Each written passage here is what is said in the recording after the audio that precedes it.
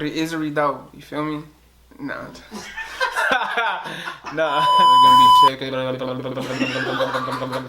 but why I keep fucking up?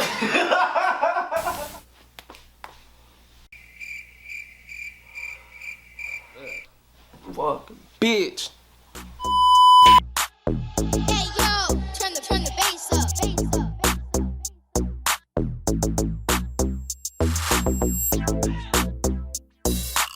Man, what's good? Y'all tapping in the Urban Moguls with Beat. Right here, we dropped the most game, man. It's part 2, live in the flesh. Right here with a real special guest. He goes by the name of Salah Babyy. Come on, man. 2 Y's at the end. But look, I need y'all to hit that subscribe button, that like button, that notification bell. If you ain't seen part 1, go back, watch part 1, leave a comment, come back, watch part 2. Or just watch part 2 if you want. You feel me? It's on you. But look, man. We talked a little bit about your life, what you've been through, places you've been, experiences and whatnot. Now, it's all about music, you feel me? Yeah. The first time I ever heard of you, I was in Vegas, my boy, shout out my boy Adrian, you feel me? He put me on Never Broke. We was slapping that thing, man. And I ain't gonna lie, I had that on repeat too when I was in the airplane, you feel me? Mm-hmm. But go ahead, let people know, man, how you got into music, who inspired you to get into the music? Well, shit, I was pretty young when I started. I mean, I just was always, doing music, singing and shit, loving, I love music, so that was just always my shit. Listen to a lot of music, nonstop. Who would you listen to at the time? Shit, I mean. That was like, damn, bro, I want to do that, I like that. I mean, shit, everything. I mean, when I was a little kid, when I had like a little CD player in my, you know what I'm saying? Yeah. Nigga, I was probably listening to like 50 Cent and shit. The candy shop and shit. Nigga, all kind of shit, like all kind of shit when I was like a little ass kid type shit. Yeah. You feel me? I don't know, like hella shit, Lil Jon and shit. Like yeah, okay. That's it. You know what I'm saying? My little iPod used to have hella shit, all that shit. Yeah. Man. Everybody had that shit, all the, Hell everything. But music just always been my shit. Always. Who would you say is your top 5 artists? You know what I mean, growing up listening to? Man, growing up listening to. I want to know because your music, 5. when I listen to it, is I'm just curious. You know what I mean? For sure. Man, I don't know. I would say like growing up, that really stuck like in my book, like the Jacket for sure. That's like probably like my top artist. Like I will always like go back, like probably the rest of my life. Throughout the rest of my life, I'll probably listen to the nigga music. Good talk. All his shit. I always grew up heavily listening to his shit like nonstop. All his music. Let me see shit. Who else, man? I mean, it really. It could be top 3 too if you want. It don't matter. Like to this day, like everything. Yeah, you can do that to this day too. Like when I was coming up, or when I was younger. Okay, so to this day, man, shit. My top 5 or top 3, shit. I ain't gonna lie, that nigga No Cap, he going crazy with the. With his wordplay. I first heard him on SoundCloud. I ain't gonna lie. Yeah, he hard. Yeah. That nigga go crazy. Who else? Kodak Black for sure. Yeah. Going crazy. I've been off of his shit lately, like heavy. And then, like I said, the Jacket for sure. You know what I'm saying? And then, he from Rahway. We got the same birthday. You know what I'm saying? Were you in Rahway? No, me. Oh, I thought you said Rahway. No, You in the Jack? I said the Jacket from around my way. You know what I'm saying? Yeah. And we got the same birthday, and he a real nigga for sure. Hell yeah. Nigga, real nigga, rest in peace, Jacket. I'm trying to think of who else, man. You got one more. Shit. I'll probably say like Nipsey or something. Hell yeah. Just because, respect off respect. Not just off of like, how much buzz niggas got or whatever, like, or how popular niggas are. Like, I fuck with a lot of them niggas, like, and they just, I don't know. Their movement, how they move. For sure. Yeah. What do you say music does for you, for your persona? Music, man, shit. I would say that, it's just always been my way of expressing myself, for real. Just getting shit off my chest. I keep it 100 in all my music, Yeah. It ain't no bullshit whatsoever. So I'm just always just, when I go to make music, you know, that's why I got my studio at the house. For the most part, I record music at the house. Yeah. I mean, I go to the studio and shit, and we work when I'm doing my features. But like, at the crib, I'll be cooking up. A lot of my music that I got out, that was made at the crib. It's like, that shit I do on, you know, my little spare time when I, you know what I'm saying, gotta get some shit up. Yeah. Do you feel like it was easier for you to pop out as an artist because you was recording at home and whatnot, or what? Well, nah, I mean the first few songs that I dropped when I popped out, like Never Broken and Pop Out and For the Thrill, all those three actually were recorded at studios. Okay. That wasn't recorded at the house, but I was already making hella music, and so I feel like I had like the advantage kind of because I just had hella practice, nigga. I was just getting it in. When I touched down, I had touched down from jail, just went straight to making music at the house every day, chilling and shit, and then, you know, and then I was just like, oh, I'm finna start dropping. Niggas just saying my shit hard. So, have you ever been signed to a label? Yeah, I've been signed to Others Records. I've been signed to GT Digital. Okay. I've been signed Gold Toes, right? Yeah. I'm signed a deal with Vamp Life Records too, you feel me? Yeah. You know, it's all leveled on them. Cool, hell yeah. We just do little project contracts and shit like that. Okay. There ain't no exclusive shit. So. Yeah, what would you say that you benefited from, you know, just being signed to any of those labels? Like, what do you learn from it? I learned a lot, for sure.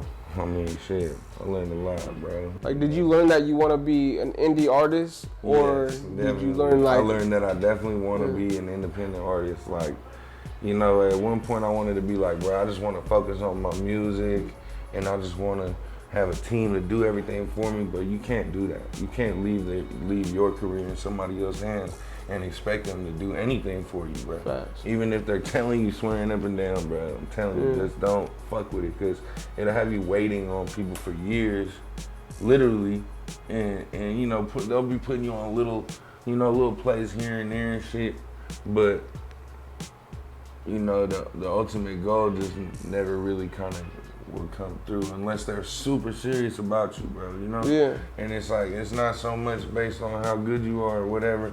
It's just sometimes they just is too caught up in their own shit, dealing with whatever they got going on. A lot of these labels, I don't know, unless you get with a real good major label, you know, then, you know, you're gonna have to, you know, you're gonna deal with some bullshit, bro. Yeah.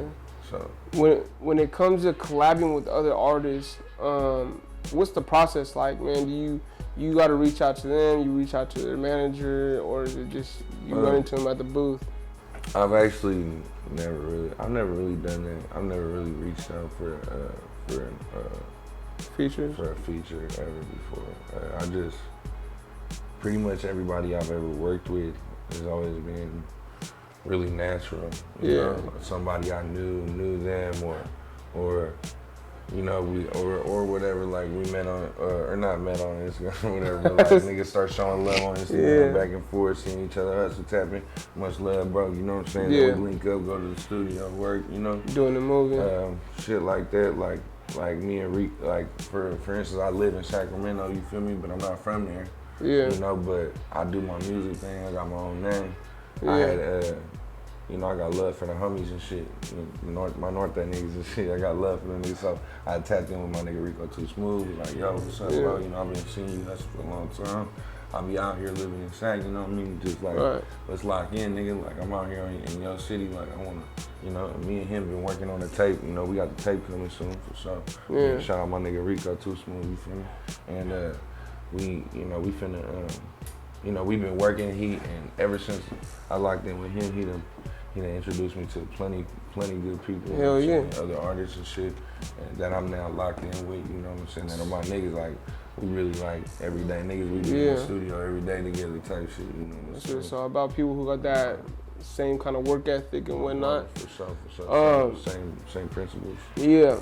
I was wondering, how did that collab come about with Jim Jones? Jim Jones, that's was my hella- dog. That's my nigga. Like, I've known him for a while now. I've known him for like 5 years now. Okay. So like, when I got out, I had signed to this label. I had pretty much, it was random. I had met them randomly, and we had things move fast. You feel me? They fucked with me tough, and I didn't actually sign to them at this point. They had brought me to this Empire party. Because it was a sub-label of Empire, this label called Others Records. Shouts out Waleed, Coyote, and Luke Nasty, and my niggas. Anyway, they bring me to the Empire party, and afterwards, you know, everybody's there. And afterwards, we go to the Green Door in San Francisco. Shouts out Green Door.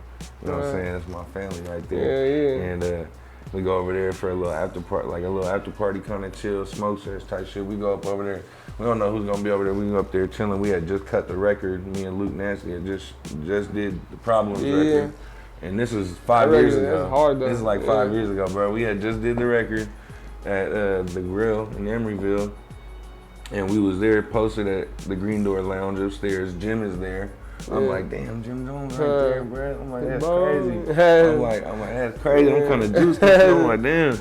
And then Luke goes and puts the song on the speaker, and he starts playing it. And the song's playing out loud. And this nigga Jim, I just look up, and Jim's just like, okay, like, what? Going crazy. And I'm like, what? And he's like, who is this? And I'm like, this is me, bro. And he's like, bro, what? He's like, come on, bro, I need your info. I'm like, all right. That's right. And so we were and you know what I'm saying, after that, we stayed in touch. And, you know, he just showed love. Like, he just was always like, bro, you going crazy, man. Keep doing your thing. Like, I'm getting things together. Like, we gonna fuck with it. We gonna make some shit happen.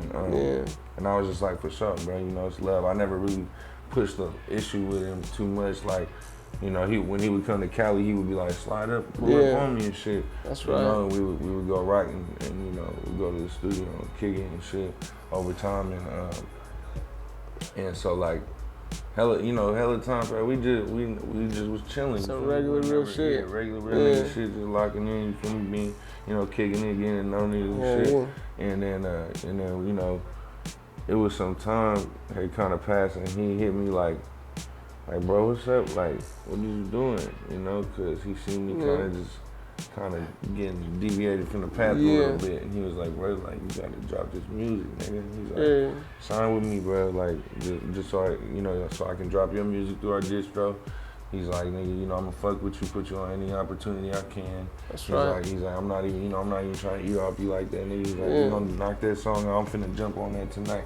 We went and did the feature, killed the shit, went crazy. He's like, come on, we finna shoot the video in LA. He shot the whole, he got all that, made all that happen.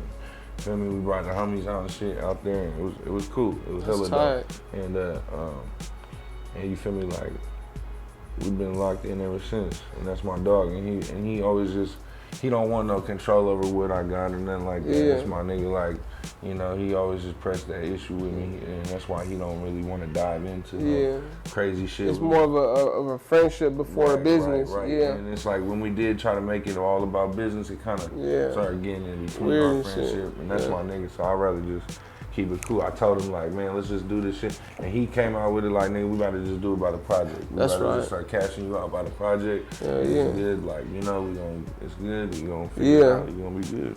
So I was wondering, right? There's so much music popping off in Northern California, Bay Area, NorCal, the Valley. Do you feel like Northern California is the reason why Cali's back on the map as like the top dog right now? Definitely. Hell yeah. For sure. And do you feel, my bad, and this is a part 2 question. Do you feel like they're the top dog? No, do you feel like you have to go down to LA to, you know, get the exposure that everybody's looking for? Well, I do feel like in LA, there's a lot more opportunity. Right. There's a lot more people out there that are thinking about the entertainment industry. There's a lot more people thinking about the music industry. There's a lot more producers, engineers, people that are actually getting placements though. Yeah. People that are also like, you know, there's writers and there's fucking big fucking cinematographers, not just point and shoot videographers. You feel me? Right. I ain't gonna lie, we going crazy out here with all that, with all this shit we doing. But like out there in LA, that's like some fucking, that's like what's the movie shit? You know what I mean? That's like that Hollywood shit. Yeah. Like, and I'm not gonna lie, you being out there, you gonna be around rich motherfuckers. You be around people that, you know, is on a different type of bag, bro, on a different type of time. I lived out there for like a year, damn near, like a year in 2019, and bruh, like that shit was crazy. Shit changed my life for real. That shit was really crazy, bro. I ain't gonna lie, I was with some rich motherfuckers, nigga. We was going crazy. I was living a whole crazy ass lifestyle, and I'm telling you. But I would be working with different people. I worked with nigga Chris the Glove. That nigga produced the Chronic for Dr. Dre. You feel me? I've worked with him. I made hella songs with that nigga. I worked with man, just hella people, but just random people you would bump into. I you know, met a lot of people that are connected in with other artists that are big, you know, in different places, like, you know. And you know. So why you feel like you had to come back this way? Well. Oh well, yeah. Let's not get into that. It ain't that. It's just, you know, that shit is tricky. That shit fast out there, bro. Yeah. You gotta be smooth. You know what I'm saying? So, I believe it. And the people I was dealing with out there was on some bullshit at one point, so I had to detach myself from that situation. Yeah. You know what I'm saying? Well, yeah, and I had some things going on legally, so. You gotta do what's best for you at all times. Sure. Last couple questions. Who would you want to collab with?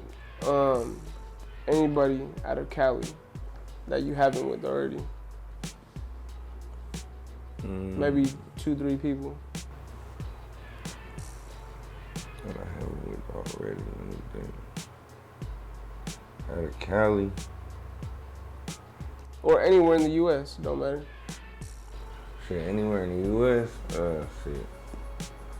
Man, I think it would be hella dope to get a song with that nigga, no cap, that nigga. Okay, yeah, it'll be hard. Or Kodak. I mean, I know these are big names, you feel me? Hey, anything's possible, big, bro. Man. Anything's possible. Anything's possible, you feel finna me? be up there, so I'm finna start dropping, bro, so niggas can really start seeing my range, cause I really got some shit, bro. I just been holding it back. Like, you do got some dope shit, I ain't gonna lie. I got some shit. Yeah. You know, in my humble. What do you think people these days, let's say the younger generation, needs in order to be successful in the Bay Area and NorCal to pop out, you know? Because there's so many artists and sometimes they get overlooked, but what's something that they need in order to, like, you know, maybe might have worked for you? I mean, just come original, bro. Like, come original and be real with yourself, and like, you know, like, I don't know, really make some new shit, bro. Like, really don't just follow the trends. I mean, I ain't gonna lie, bro. It does seem like the niggas it seems like if niggas follow the trends, they blow up. Shit. Facts. I ain't gonna lie, bro, because niggas ain't. I don't feel like I feel like I'm slept on. You feel me? I feel like I am slept on. You feel me? Like regardless of what I do, you know, do on my own, but I don't know. It's like. I feel like I'm slept on because I be on some other shit. Yeah. Like, and I be talking about other shit. I be having a different style and shit. You know what I'm saying? But I don't know. I just feel like this. I'm not trying to say it's garbage. When I'm in the mood for that, I'm in the mood for that. Yeah. But the agenda they pushing, it's kind of garbage to me, my nigga. Like, I don't really fuck with it. Like, I fuck with real. Yeah, you can tell when someone's being authentic and someone's not really, you feel me? Yeah, bro. I don't like all this shit about niggas. You know, everybody. I mean, I got songs where I'm talking spicy, talking crazy. You know, cause I gotta feed the fans. I gotta, you know what I'm saying? I gotta, you know, we gotta give them what they want and shit. And it's not like it's, you know, it ain't no faking shit. It's real. That's part of my story too. But I would rather not make music like that. Yeah. I ain't gonna lie, I need another track that sounds like Never Broken, bro, cause that little sample thing, bro, that shit go crazy, you feel me? I'm finna go crazy. We finna start dropping a bunch more shit. I got a lot of shit. Hell yeah. Last thing before we close this thing out, man. Your clothing, your merch, man. Blessed, Side, and Protected. Yes, sir. Where can people find that? and you know, a little bit about it. You feel me? Yeah, man. By the time this comes out, probably my website will be done. It's almost finished. It's about to be published over this next week. So we just had it redone. I had one already before. Yeah. But we just had it redone real nicely, like by a professional. Paid a lot of money to get it. That's right. And we got all our merch inventory loaded up and ready. You know, pre-sales is about to open up and shit. But yeah, everything's gonna be at blessside.com. You know what I'm saying? www.blessside.com. And Blessside is like, you know, it's just, you know, for the West Coast, you know what I'm saying? I mean, it's not just for the West Coast. It's really for the West Side anyway. You know, it's a West Side everywhere. It needs to be across the map in West Side, you know, whatever, West Side, nigga. The blessed side. You know what I'm saying? On the blessed side, and we blessed over here, you know what I'm saying? So that's really what it is. That's man. tight. You know what I'm saying? I started that shit, and, you know, it means a lot, bro. A lot of people, a lot of my niggas and shit, like, we always standing behind that shit. That shit was, you know, it mean a lot. Hell yeah. You know what I'm saying? Something we was building, it was making noise. We was getting our recognition, locking in with everybody, getting our shit. Everything was cool. Getting our money, doing our shit. Hell yeah, as you should. RP Freeway, man. RP Cruise, man. Hell yeah. Well, bro, I don't mean to cut you off, man, but you know, it's been a good time, man, having you on the platform. Real talk. I appreciate you, man. Go ahead, let the people know where they can find your music, social media, all that. Yeah, Instagram, Salah Babyy, SalahBabyy. On YouTube, ok.Salah. Spotify, same thing, Salah Babyy, all that shit. You gonna find me, man. Just look up Salah Babyy. Yeah. Just keep your eyes open for the Blessside Story Volume 1. We finna drop that. I got plenty singles dropping back to back. If you ain't listened to it yet, go slap that Cater to You with Babyface Wood, man. Slapper. Free my boy, Babyface Wood, man. Shit. Hell yeah. Well, look, man, y'all tapping into another episode of Urban Moguls of B. Right here where we drop the most game, man. Say it again, right here where we drop the most game. Hit that subscribe button, that like button, that notification bell, and leave a comment, man. Come on, let's go. Stay locked in, man. Let's go.